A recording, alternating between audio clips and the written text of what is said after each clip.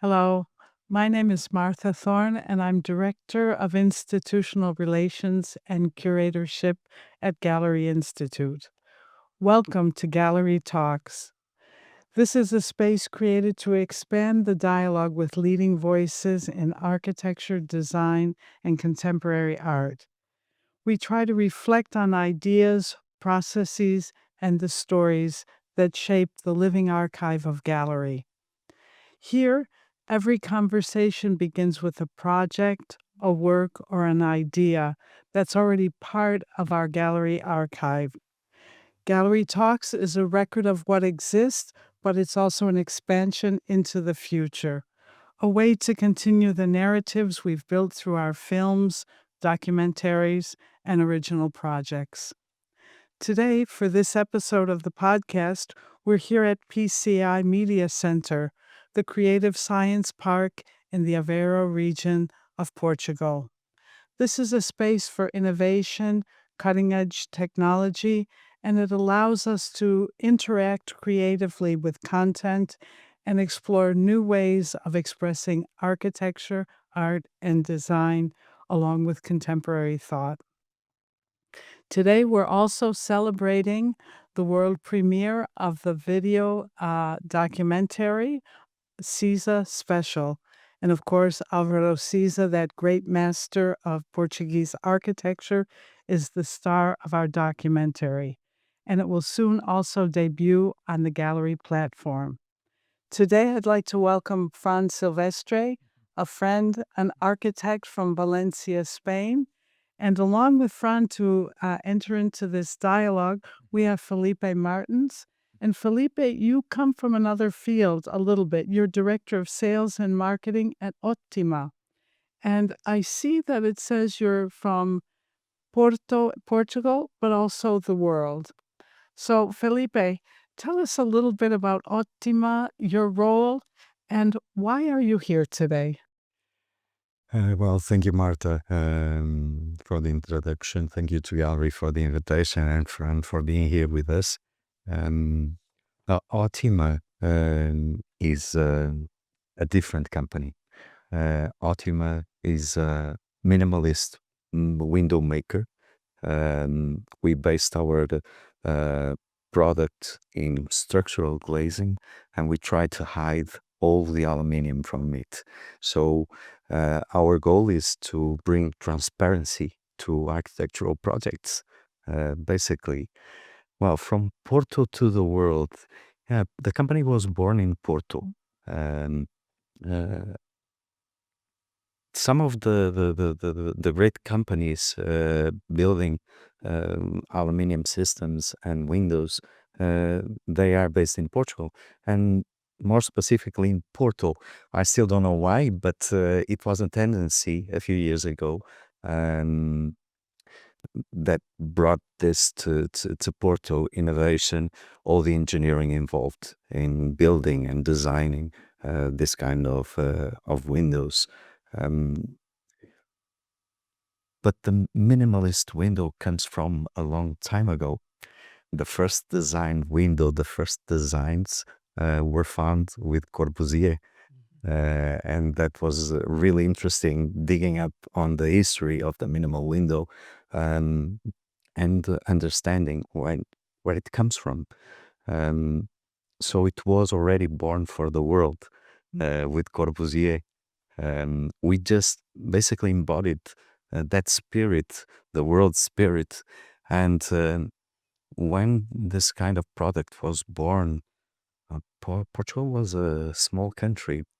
We already had a Caesar, and then came a Souto de Moura and other great Portuguese architects that took architecture to other places, to other countries, to other continents, and we followed them. We have been following architecture, the Portuguese architecture, and then we got our place in those places for speaking. Fantastic. Felipe, I'll come back to you and ask you more about the relationship between the company and culture, because I think in collaboration, because I think there are two unique aspects. But let me ask Fran, Fran, you're an architect, and I understand that you began your career somehow connected to Álvaro Siza, our great master. Could you tell us a little bit about that and where you are now? Thank you very much. No, yes, I have a grant a long time ago, more than 20 years ago, to go to work with Álvaro Siza.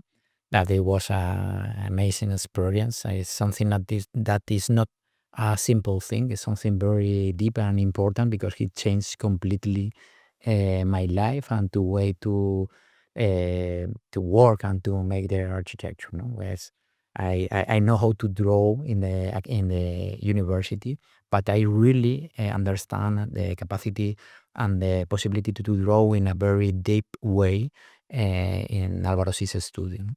Well, Álvaro Siza continues to draw. I've heard people say he draws every moment of the day and night, even when he's speaking with you or maybe watching a football game on television. He's constantly drawing. Why does he do that, and what relationship does it have with you? I think that this kind of drawings that of course is do is because he's thinking is for me, from my point of view, is a way to have a meditation, no? And to think and to have the imagination and how he can watch the life and the surroundings, no? And I think that is a very impressive and a very powerful tool when you realize that you can imagine and you can draw whatever you want, and then you can change things in the world because you can draw the world that you like. And I think that for me it was something completely determinant and important, no? To have this kind of vision, and he make it this kind of drawings without moving the pencil from the paper, with this continuity that is more than a way to draw, is a way to think, no? And the relation between all the elements. That's wonderful. So it's meditation, a way to think, and then a way to communicate, a way to immerse himself in architecture.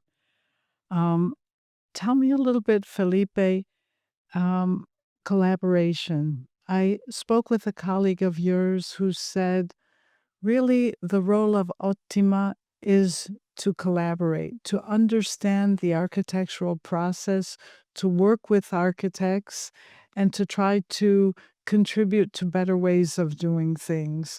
Would you agree with that? And can you tell us a little bit more about collaboration, how you see it? And I know we have a very important collaboration, Otima and Gallery. And could you talk a little bit about that collaboration? Yes, certainly. Um, yeah, basically, I always say that we speak the architectural language. Uh, every project is born from the mind of an architect, from the design of an architect. So what we did from the beginning was to mm, be very connected to architects with the architect studios to understand how the process is done, how we can help, how we can develop together, because basically we took out the limits of transparency in a project. um, and yes, when you speak about collaboration, for our company, it's a funny story because we have a lot of collaboration either with architects but also with artists. We have internally inside the company artworks, and it's incorporated in our DNA, art. So uh, every place of an industrial factory like ours is filled with art collections, with people creating their own art. We have artistic residencies inside the company. So we have artists visiting, getting into the middle of the production. Um, our artistic residencies actually are called in the rubble, no entulho in Portuguese. So they take leftovers of our production and they create artworks to show. And usually we do it with young artists, but also with world-renowned artists and designers and architects. Wherever there's creativity, we try to be there together with them. And art and architecture were always mixed. I usually Caesar says about it. He wanted to be a sculptor, so in Porto it was the college for fine arts and architecture, but they were together, and that's why basically he went to that college to learn, and he fell in love with architecture and with his vision and what he saw from the first designs of Álvaro that inspired him to be an architect, and he thought it could be different. It could be some kind of art also in the architectural process, and he did it wonderfully. So we always try to build up this collaboration, both with architecture, but also with the world of art. That's really interesting. It dovetails with ideas that I've heard often of the importance of culture for Álvaro Siza. You mentioned he wanted to be a sculptor. Art is important. I know Siza enjoyed books very much, but I also think, Fran, in your work and in your life, culture is very important to you. Could you tell us a little bit about your interests in different aspects of culture, and does it inform your architecture? Of course, culture is something that is very important. There is a relation also with Álvaro Siza because we have an experience because he wants really to be an sculptor, and he in some moments he makes a lot of sculptures. He have a collection, a nice collection, but he don't used to show this kind of sculpture. Now he's showing more. And in one moment, we make a present to Álvaro Siza to show other strong reference that we have, that is Andreu Alfaro, that is a super nice Valencian sculptor. And our studio is now in the old space of Andreu Alfaro. And Siza love Alfaro's work. And it was super beautiful, the relation between the sculptures that Alfaro did and the sculptures that Siza did. And Cesar say, look, the idea is the same, no? In a different approach, but the idea is the same of my sculpture and Alfaro sculpture.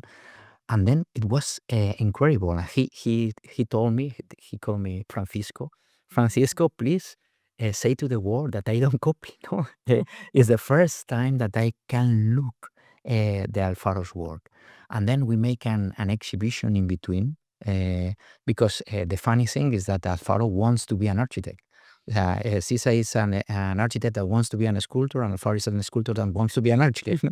So we make this exhibition in between, and it was super beautiful because then you can see strongly the relation between the sculpture and the architecture in this kind of space in the middle. No, that is some interesting thing that is happening now. No, that you are. I love a book that is for Maderuelo that they call the El Espacio Raptado. No, this is the space that capture space from the architecture to the sculpture, and the capture space from the sculpture to the architecture. No, and then to be there, it's so beautiful. That's wonderful. I knew that you were in a very magical space, the Alfaro studio, the old studio where you are, and we've talked about how that space gives you some inspiration. It's something that's very powerful. Yes, it's amazing because imagine that you have to cross an exterior sculpture exhibition, but when you realize what is the importance of the sculpture, you feel that he have a very strong capacity to make a synthesis, a resume of all the history of the sculpture. So he can this magic approach to look something and to transform in something very simple, but with the essential of the things. So then you can look that and it's inside you at the end. No? Mm. Talking about transformation, Felipe, what about innovation? Innovation in architecture. Um, you talked about windows, and when you talk about windows, I think light. But how can you bring innovation to something like light in architecture, working with architects? What's the role of innovation? Yeah, basically, as I told you, we try to take out the limits for transparency. I think architecture during a long time was had a lot of boundaries uh, in terms of design because it was impossible to go beyond those limits that were imposed by the industry. What we try to do is take out those limits, but for that, you need a lot of investigation. There's a lot of engineering, architecture, design, and a lot of innovation, of course, and designing this kind of products. Uh, Basically, because when you have a huge area of transparency, everything has to be self-sustained. Uh, because of that, it's needed a lot of investigation on how to do things, how they will hold during time, how they will dure in time, um, and how they will perform also. Oh, it's really important. Would it be correct if I said to you that you need engineering, you need many other things, investigation, research, but it sounded in your first answer like you also need the inspiration that comes from artists, from architects, from designers, people who are thinking outside of the box. Yeah, definitely, definitely. And well, the average age of people working inside of our company is really low. So we are working with a lot of people that has the experience, but also with young blood that comes out of college that want to change the world, basically. And some of the times we get amazing ideas, even from the designers and the artists that collaborate with us. And of course, an important thing is that architects push us a lot to get new solutions. Um, I, I always thought that one day there will come an architect that will ask us to have a frameless window just suspended there, and we will chase it. You'll do it for sure. You will. Um, Talking about innovation in such young people, as Felipe said, young people are really experts at technology. From what is the role of technology in your work and in architecture today? No, I think that always know the technology is because at the end you have to produce what you are doing. The technology is so important, and the thing is that now it's changing completely what we can do. No, we have been working with some materials for a long time. No, so pushing to the limits. But then when you start to think about the graphene, aerogels, or these kind of materials that are completely different, and they will change the way that and the limits that you can do. I think that is something that is super different and super important. Do you use a lot of technology at your office? Yes, not we have a nice team that are very more technologics than me, but I love the relation between the manufacturing and what you can do. No? And for me, it's a big inspiration when I go to a factory. It's a strong inspiration because then you can understand how you produce something and what are the limits of this kind of production, and then you start to think about things that you can do. And now all these kind of computer technologies that are very interesting. And also it's more a way to manage um, the creativity process that I think that will make new things appear. Martha, just to follow up on your question, I I had a teacher that told me once in college that the future already happened, and that for me was branded me instantly. And what he meant was that sometimes we look at technology uh, in other areas, but we don't understand how to integrate it with the things that we are doing. And that's what we try to look for every time. It's to take something out of the box to a new context, because the window was perceived for so long time as a commodity. It was there just to prevent air drafts and rain for coming in. Nowadays, no, it's a feature, an element integrated in the house. It gives the transparency, the view of the outside world, how we can integrate the outside world with the inside and with the own architecture.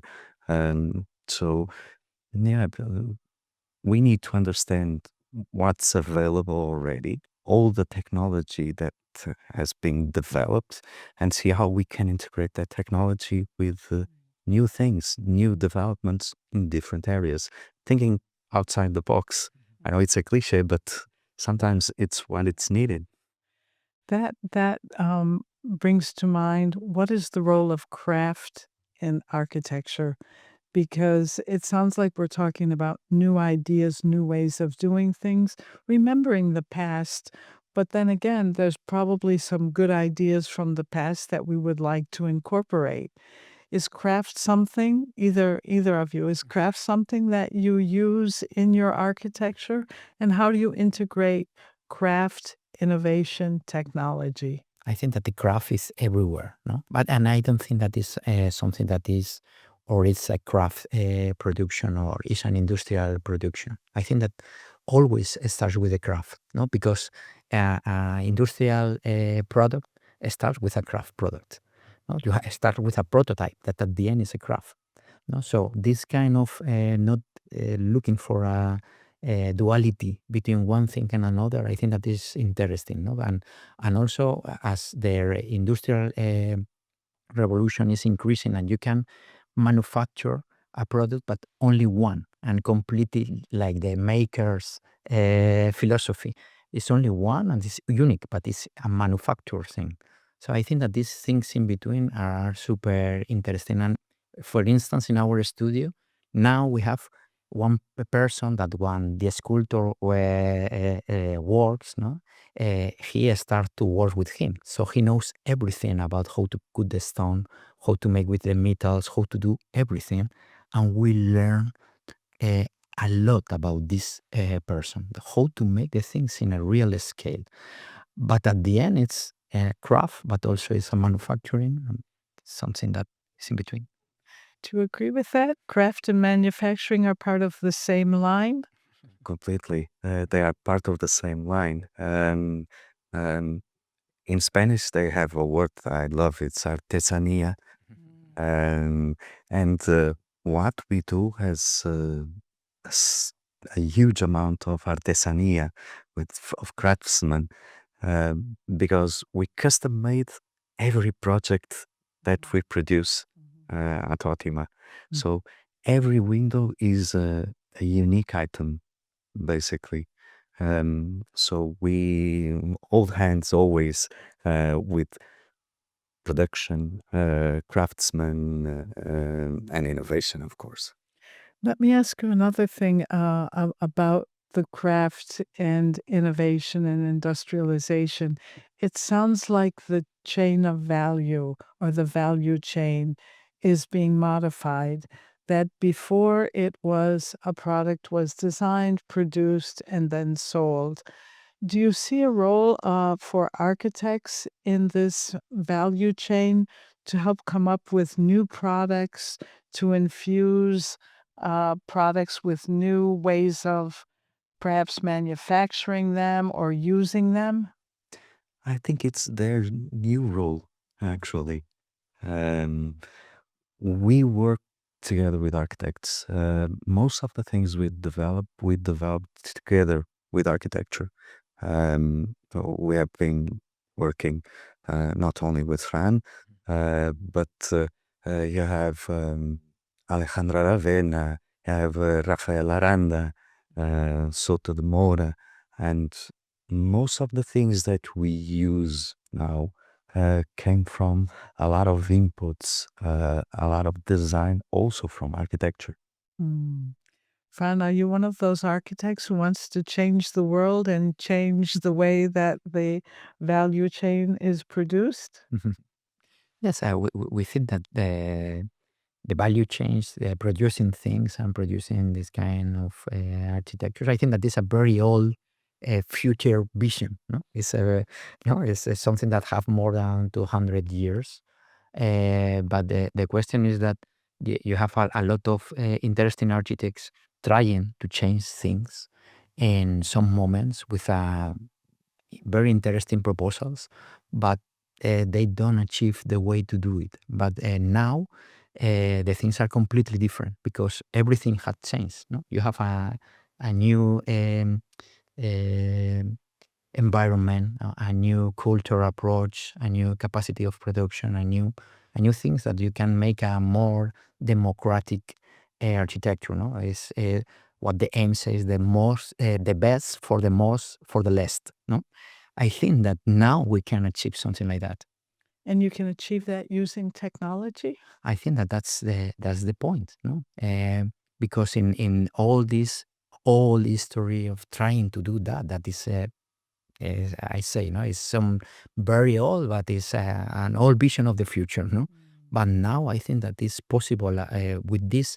It's not only the technology; it's also the technology that, but in terms of architecture, it's also a cultural thing, no? Because now our society changed a lot the mind about the approach to the architecture.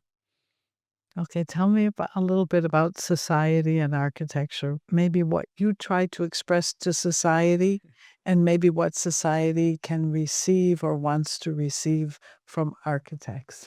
No, I think that in the paradigm of the aims, they make a drawing very interesting about what the people can manufacture and what the family needs and the society needs and how to share and to make a success in between these two things. I think that from my point of view, the society have a very conservative approach to the architecture, more conservative than to other things, because maybe it's something that is very expensive and is necessary. And then they have a kind of archetype that is very difficult to change in the minds. But I think that now maybe I think that their society can realize that it's not so different, no? And everybody was 200 years talking, or less, but in between the relation between the automobile and the architecture. But I think that the society now can realize and can understand more this relation. Mhm, mhm. I think that's really, really interesting. The relationship between what society needs, people need, and what the space of the architect to give that. But in the middle, you haven't said it directly, Fran, but I'm going to ask Felipe, isn't there space for beauty, for culture, for the humanity in architecture, in the elements that we need for our built environment? Yes, there are. And wouldn't you say that, excuse me for interrupting, but Álvaro Siza was probably a master at that, that Well, he used materials and form and light, but there was always this very human reflection of culture as well as reflection of many other things. Um, so I go back to this idea that it's not just technology, it's not just function, it's not just need, but there's something more. Something more. I remember an interview from Caesar when he was saying that the project is a combination of the geography, the place where it is, uh, the person who's using it, the light, and how it's framed in the city, and how the city frames the project. So everything about uh, humanity is there, is present. So all the projects are integrated in society, are part of a whole, of a city, of a village. Even if they are far away, they are part of something. Um, that's the interesting part of it. Those connections, it takes me back to the idea of a private company working closely with professionals, working with gallery, expressing architecture through the medium of film, the cultural aspects. Fran, talk to me a little bit more about place and the inspiration for your architecture. Thinking about what Felipe said, that architecture, as Caesar said, is the place, but it's so much more than that. I think that is for me it's also important this human approach because at the beginning when you start to work with the architecture you think that you build this kind of architecture with these materials, with this technology, with iron, with glass, with concrete.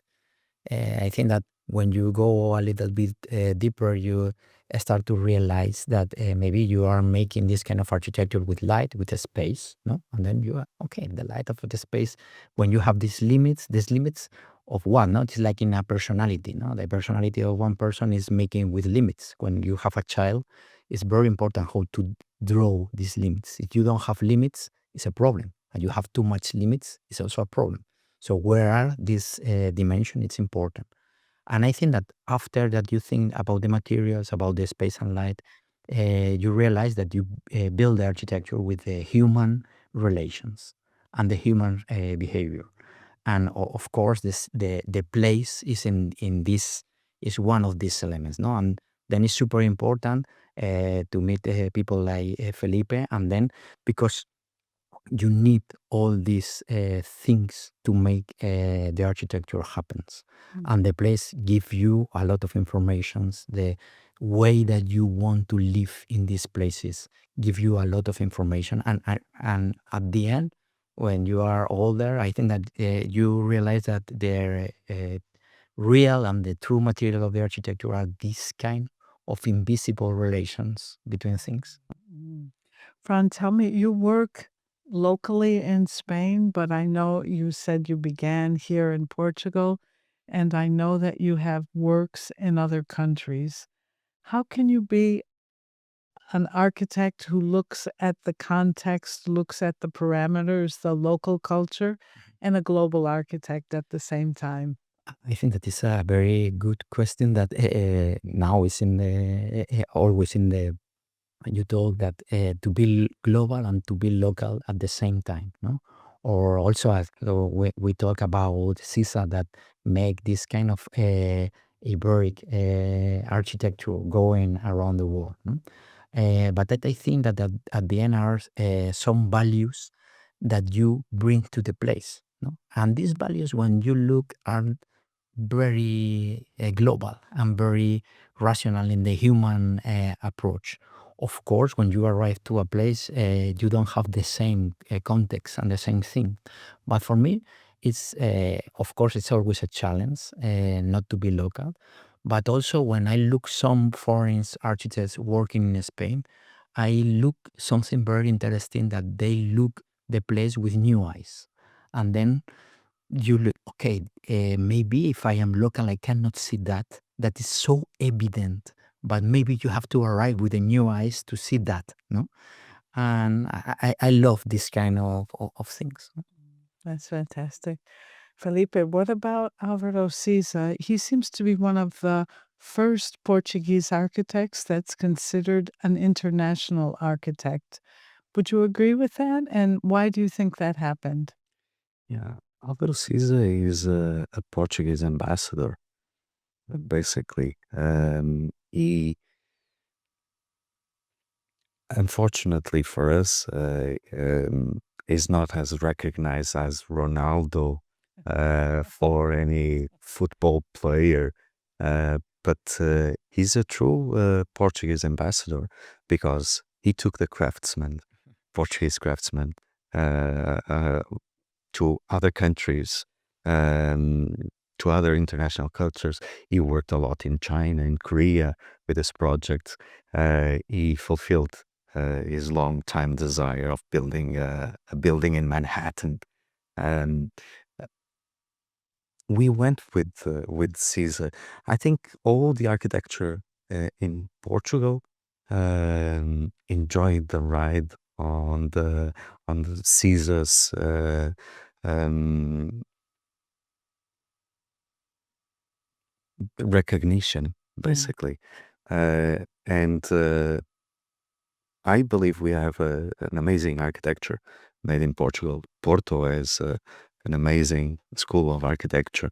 Um, since Távora, Caesar, Soto de Moura, and many other architects that went through there. So um, Caesar architecture went outside our borders, and we are a small country in the west coast of Europe with 10 million people, and we got a huge dimension in architecture, and that's really interesting.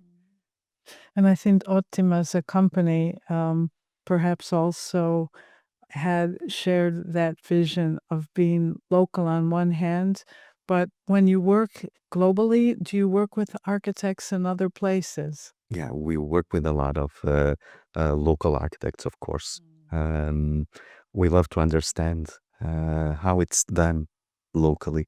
That's really interesting uh, because for us, there's always a question of precision.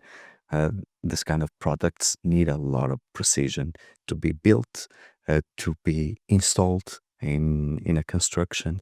So we need to understand how everything is built, how the project of architecture is, um, what's the means of construction, because we work on the range of millimeters, and that needs a lot of accuracy on what we developed.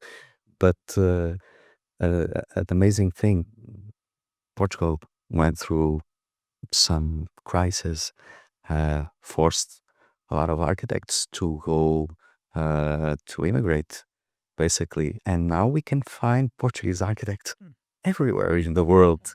Um, we we started working with Kengo Kuma through an architect working with him, Rita Topa, in his office in Japan.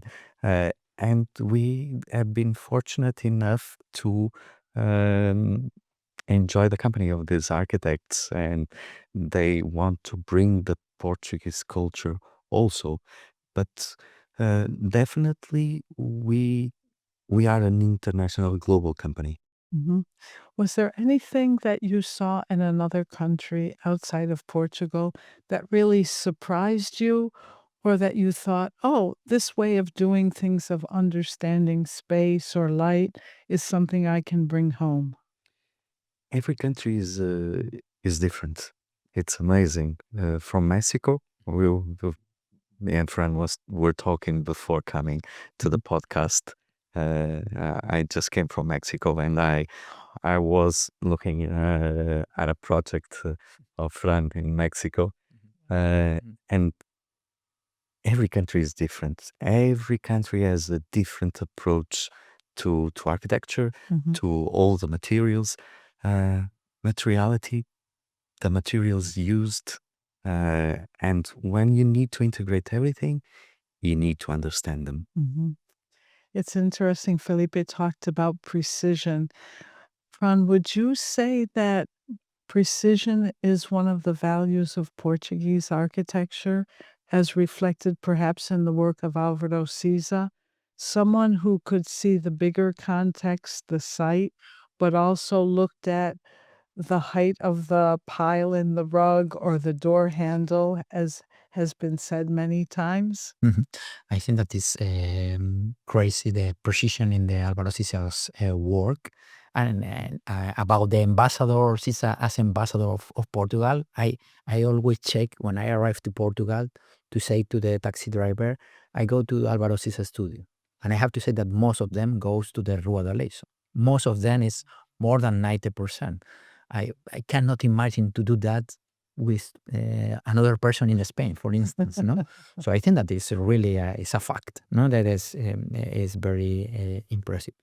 And with Isa, he loved a lot the precision. And I remember one story that happens to us because we were making the construction of a project in Granada, and it was a Saturday, 20 years ago, and we have some things, some detail in the bathroom that Cesar don't like, and he wants to go to everywhere to find another product to put in the project and to take exactly the dimension to change that, no? And then something that I learned for some of these kind of experiences is the attitude, no?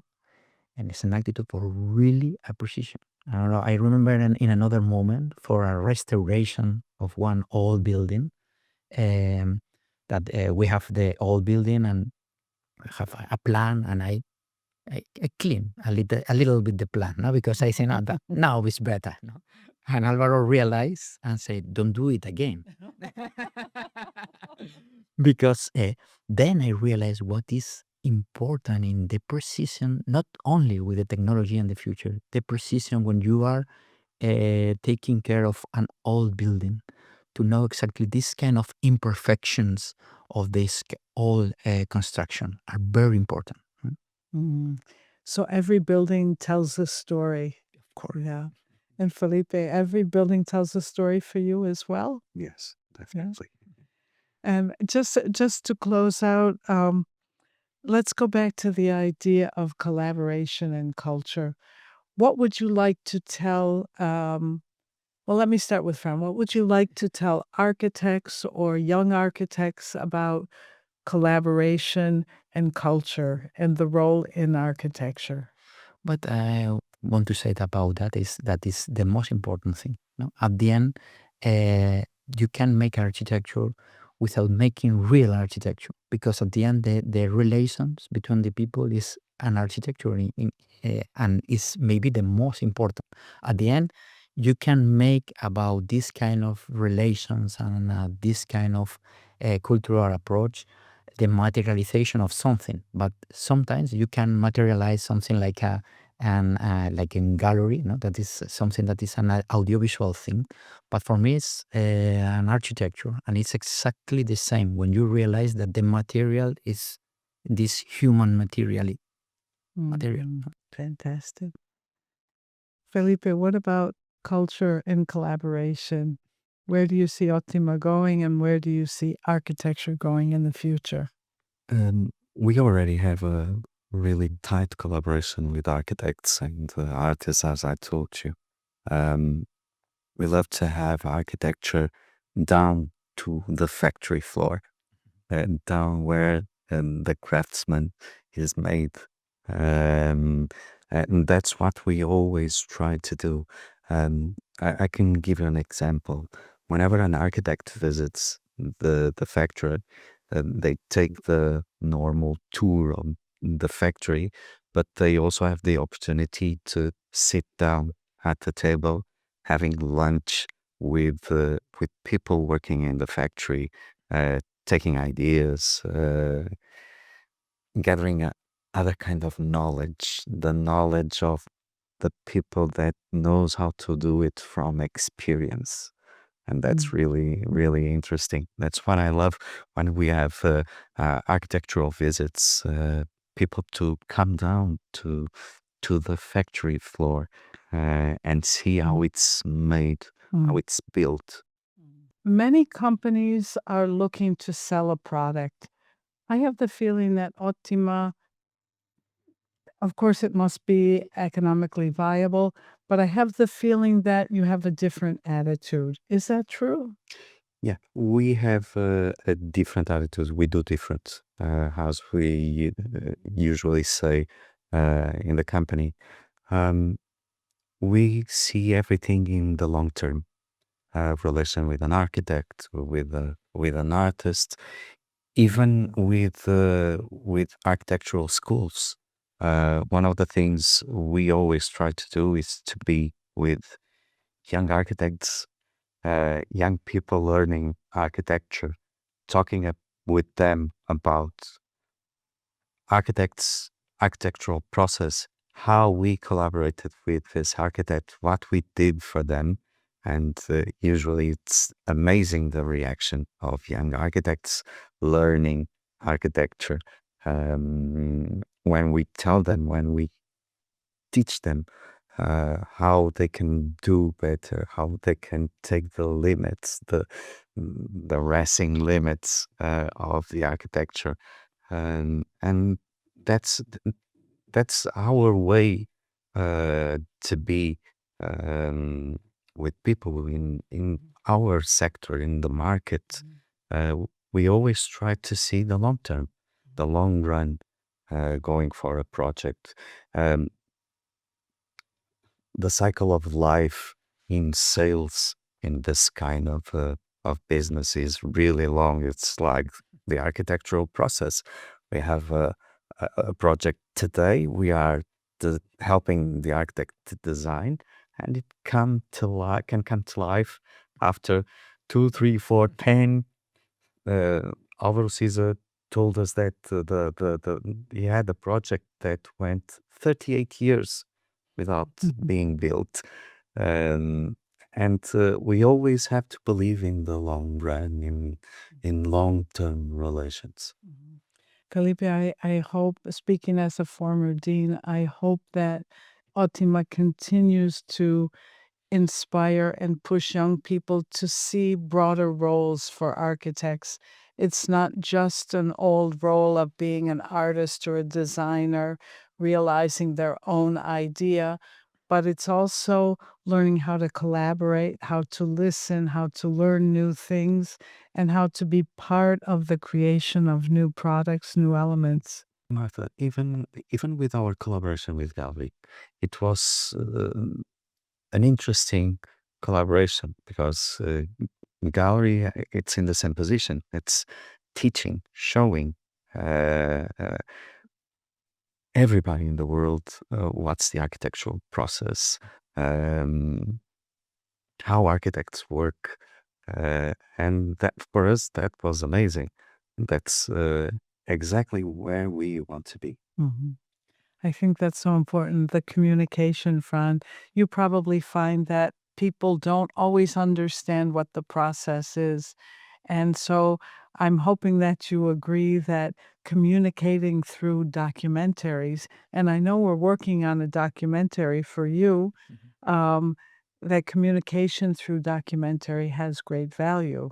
Yes, I think that is super important because there is always a relation between the architecture and the cinema, and no, and the architecture is a very cinematographic thing. That, of course, you have to be inside, but it's more near to be inside to have a documentary of this kind of architecture than to have a magazine. That always is a very you know exactly if you have a good photograph how to show or what you don't want to show, no, but in this kind of documentaries you can look more things, and I think that give you a lot of another perspective, and also to know the human feelings that are in the process, no, and I think that that's something that is difficult to know. You only learn the architecture or making a trip, or looking for most of them looking for it in a magazine. So this is different. Fran, you're also involved in education. What do you see your role, and how do you react to students, or how do you see students nowadays? I think that for me the education is very important. No, as Felipe is saying, no, this kind of innovation comes for young people, and we start to make these things more than 10 years ago. In fact, in relation with Álvaro Siza, because I have so strong experience and kind of old and gremial experience that very far away from the academia. No? Then I feel, okay, if this experience is so good to me, maybe it's good for more people. No?